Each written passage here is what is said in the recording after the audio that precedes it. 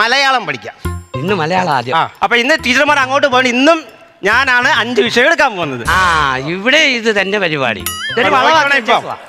First ചോദ്യം, താമരയുടെ പര്യായ പദം പറയണം. അനന്ത് പറ. താമരയുടെ പര്യായ പദം.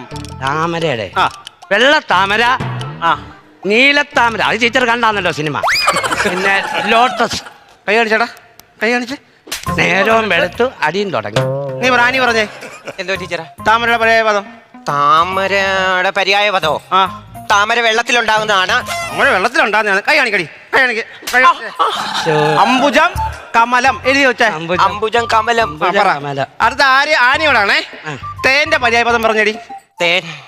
തേൻ. തേന. മധു. മധു. സത്യൻ. ശീല.